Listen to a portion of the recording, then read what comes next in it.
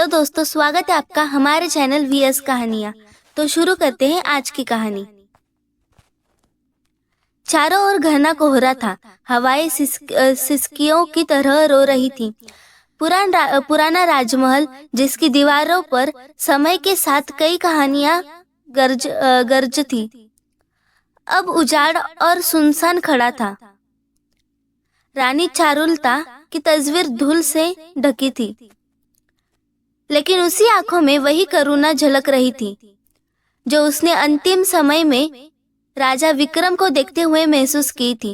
राजा विक्रम, जो अपनी रानी से बेइंतहा मोहब्बत करता था, अब भी हर रात उसके नाम की माला जपता था। लेकिन उसे पता था कि इस महल के अंदर सिर्फ प्रेम की नहीं, बल्कि एक भयावह त्रासदी की दास्तान भी छुपी थी। रात के तीसरे पहर, जब महल की हर दीवार चुप्पी साध चुकी थी, तभी अचानक एक चीख ने सन्नाटे को चीर दिया। राजा विक्रम दौड़ते हुए गुप्त कक्ष की ओर बढ़ा, जहाँ से चीख सुनाई दी थी। दरवाजा खोलते ही उसकी रूह कांप गई। मिट्टी से लथपथ नुकीले दांतों वाला एक पिशाच, जो रक्त से सने जबड़ों के साथ उसे घूर रहा था। उसके हाथों में एक कटा हुआ सिर था, जो किसी समय राजा के सबसे प्रिय सेवक का हुआ करता था। उसकी आंखों में गुस्सा नहीं था, बल्कि भूख थी, हड्डियां चटखने की भूख। राजा विक्रम की चीखें महल की दीवारों से टकराकर लौट आई। वह अपने सबसे करीबी मित्र को इस हाल में देख नहीं सकता था। आंखों से आंसू झलक पड़े, लेकिन कुछ करने की हिम्मत नहीं जुटा पाया। उसकी आत्मा कांप रही थी, दिल पर बोझ था। क्या यही अंत था? क्या यह वही महल था जहाँ कभी खुशियां गुंज रही थी?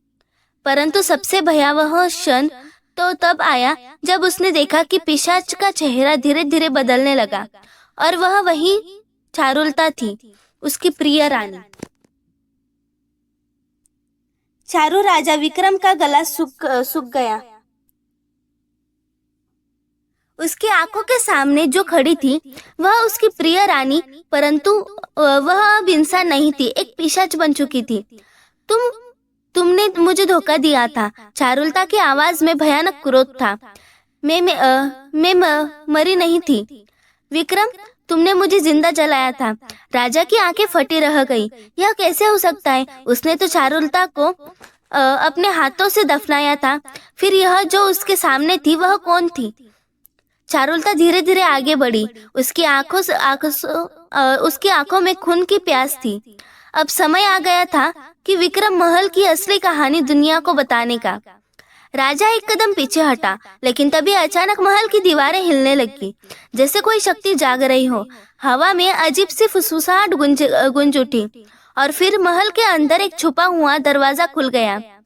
अंदर अंधकार था, परंतु उस अंधकार में कुछ था, कुछ ऐसा जो सदियों से बंद था और अब आजाद होने वाला था।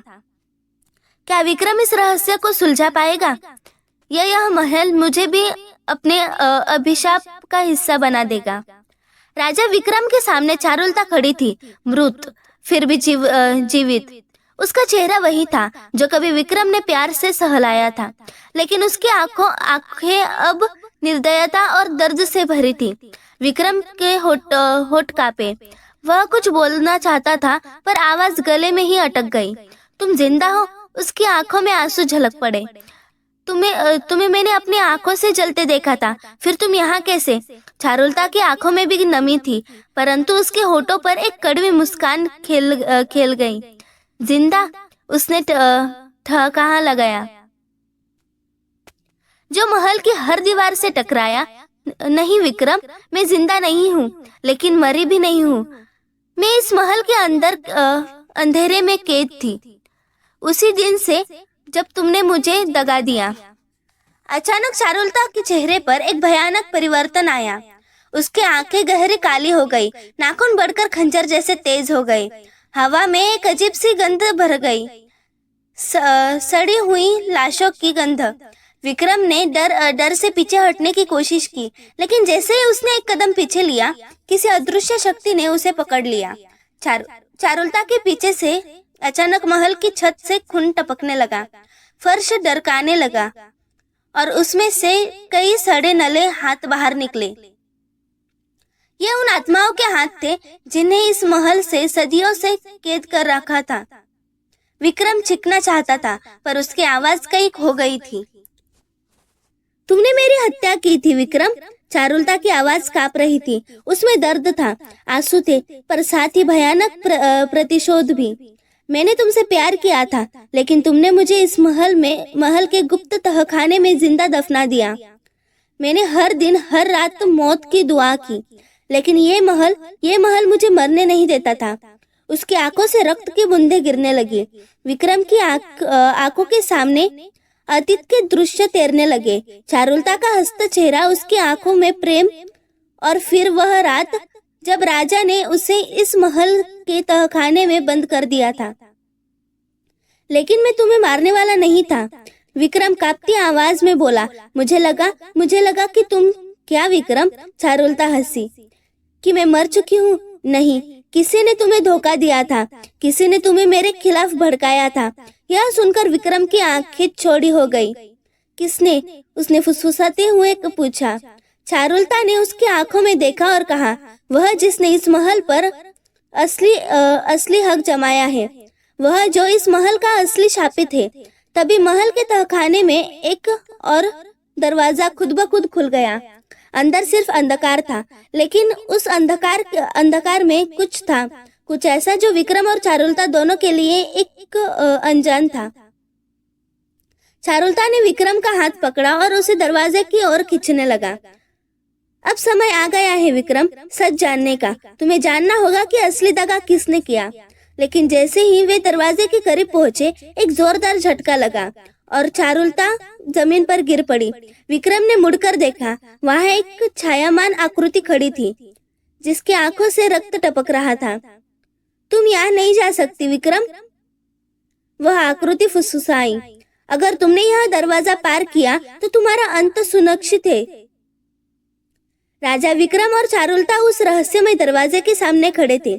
चारुलता की आंखों में वर्षों की पीड़ा थी और विक्रम के मन में